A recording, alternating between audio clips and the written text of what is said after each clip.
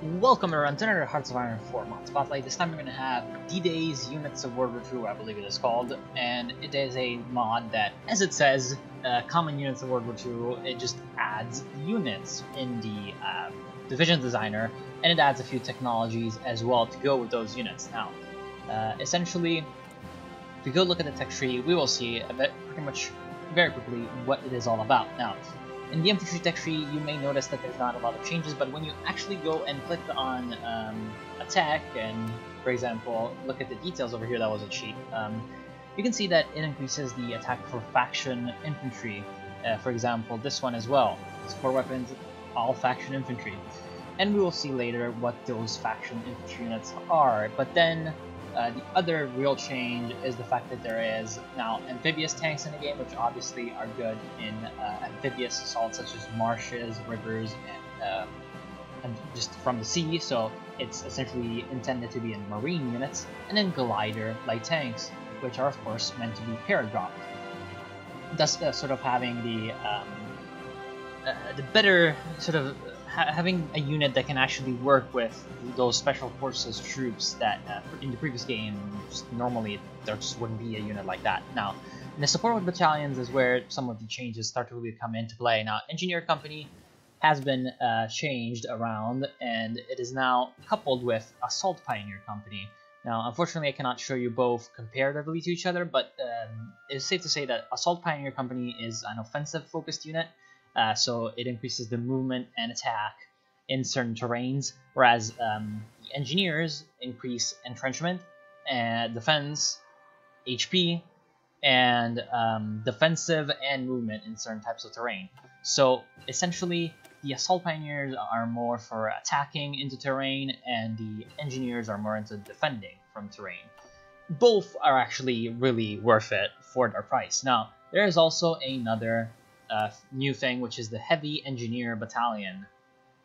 Now, the heavy armored engineer, this unit, I feel like it is not very useful, along with another unit that you will see that was added in the mod. This unit essentially is supposed to be an anti-fort attacker, essentially just heavy vehicles. It requires heavy tanks and support equipment, heavy vehicles operated by engineers to take out fortifications.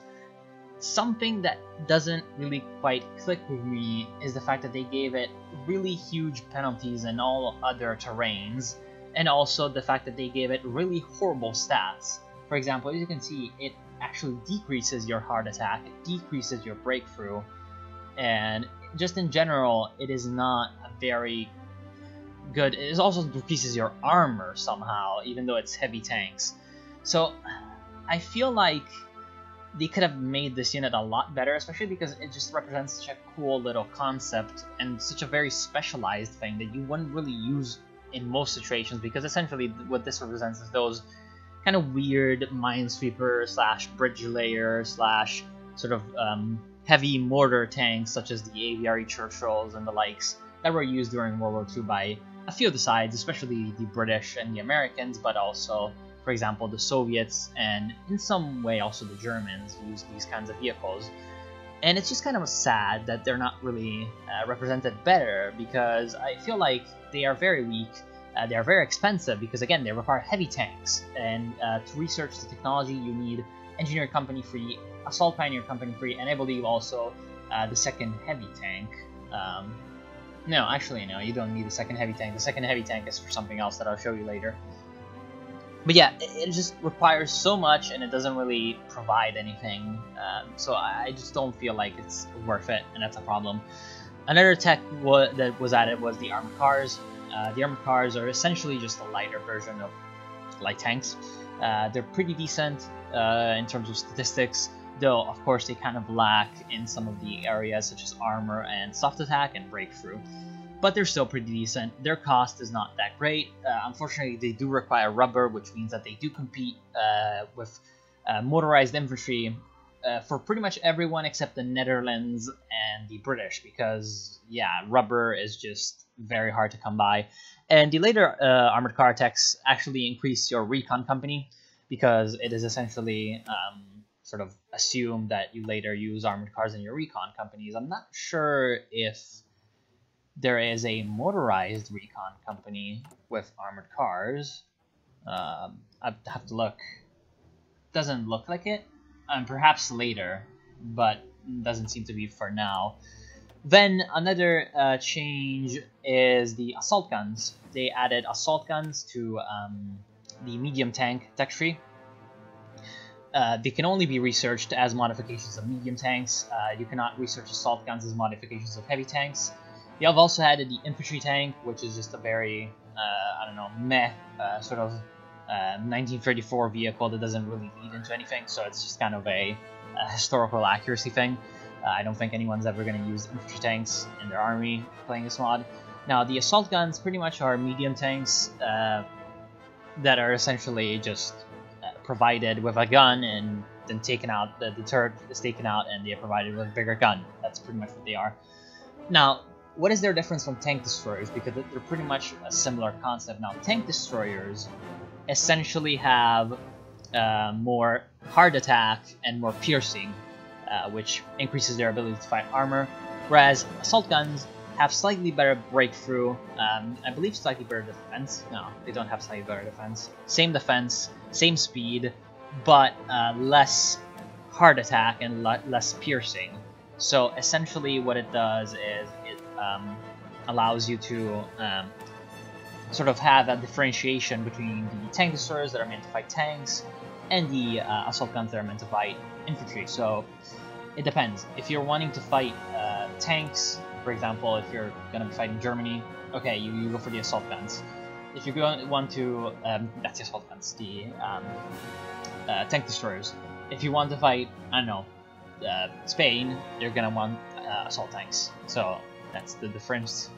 And I feel like that is one of the better changes of the mod, because I feel like assault guns should have been in the game to start with, because they're pretty important part of World War II. Now, in the artillery line, we have the other unit that I feel like is not too useful at all, the siege gun.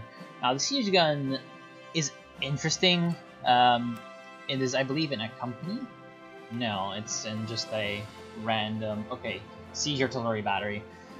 As you can see, it's got some pretty significant modifiers to movement and attack, as you'd expect in certain types of terrain, because of course they are very heavy guns. Siege artillery, it's very expensive to be produced. As you can see, if I just select a normal artillery and then I go to siege artillery, you can see that the production cost is very high because it requires both normal artillery and the siege artillery. And the siege artillery per piece costs something like 15 times as much as a regular artillery gun. And the movement is not exactly great. It's just as slow as a normal artillery piece.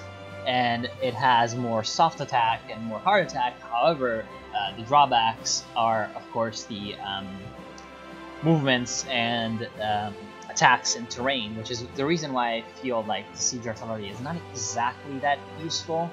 It's pretty decent in defense. I mean, it's just kind of an okay unit for its cost, though I feel like the regular artillery eventually becomes better because, keep in mind, this is with Tech 1, just a normal artillery. If we want to go and then we research advanced artillery, we see that the soft attack, as you can see, the soft attack right now is 50. Remember, when we were talking about the normal artillery, the soft attack is 30. And then when we go to the siege artillery, the soft attack is 60. So at the end, it's not really that much better when you have advanced artillery in your army, comparatively to the siege artillery. So if we want to go and we look at our troops over here, we have the artillery, and then we compared it with the siege artillery now. Again, the difference is not that much better. In fact, siege artillery is a little bit less effective at soft attack. So that's why I feel like it's not really that good. And then when we go to the artillery techs, I'm not sure if this is a intentional or like I don't know, something that they forgot to do. The artillery techs increase your normal artillery soft attack, but not your siege artillery soft attack. So once we research the techs, it's even worse in terms of the value of the soft the soft attack of the siege artillery. So that's why I feel like it's just not that good. Especially once rocket artillery comes into play, which is very cheap and very good at attacking soft targets. Yeah, it's not that good. The other areas of the tech tree weren't changed at all, so that's just a normal, only about infantry and units and armor mod. Now, the other thing is the faction troops. Now, the faction troops are something that was integrated along with the focus trees of some countries, for example, the UK and the Soviet Union and the Germans.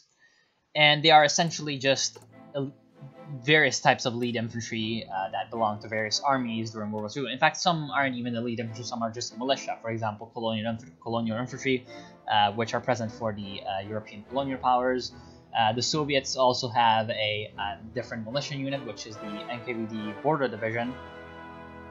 And Italy has the Black Shirt Militia. And then some countries have special different types of units. For example, the British have the Gurkhas Brigade, which is actually really powerful. They are incredibly good against, obviously, mountain terrain and hilly terrain. In fact, they are much better than normal mountaineers in that regard, though they are, of course, quite expensive. The British also get a really cool support company, which is the Commando Company. However, their main problem is the fact that they're not only quite expensive, but they require 230 days of training time because they're 350 by base. Of course, this is infantry, so it shows it's 230, which is obviously 230 more days of training time than regular infantry. So the problem with the Commando Company is just the fact that it just takes forever to actually put them in a division and have that division training. So I don't feel like they're that good because, again, you cannot train the companies individually. If you could, then you could just train commando companies by themselves and then attach them to various troops, which is one of the only features of Hearts of Iron 3 that I feel like should have been in Hearts of Iron 4. Now, the US, I believe, gets, just switch to the US right now, they get National Guard Infantry, which is just, sorry for the bugged counter, by the way, just regular infantry with just a slight bit less organization. It's just basically a sort of a role-play-ish thing. I don't believe they get anything in the focus tree. Or maybe they actually do. First Special Service Force, no. Manifest Destiny, Support Rock Island. Doesn't appear like they get anything in terms of other troops. Nah, doesn't appear. Haven't played the US, so I don't really know. Oh yeah, they actually do get the commando operations. They get the Paramarine Battalions and the Ranger Company. Let's actually see what those are. Paramarine, I'm guessing, is just Marines that can paradrop. Doesn't seem to be anything too weird. Not sure why you'd ever use them, but... Okay, so let's actually go look. So we get the Ranger Company and the Paramarine Company. The Ranger Company looks like they're basically the Commando Company. They increase the attack in all terrains, and they have a lot of bonuses to all kinds of attack. So they're pretty much the commandos. And they also can be paradropped, so that's pretty good. Well, of course they're a company, so of course they can be paradropped. And then the Paramarines, the Ally Battalions.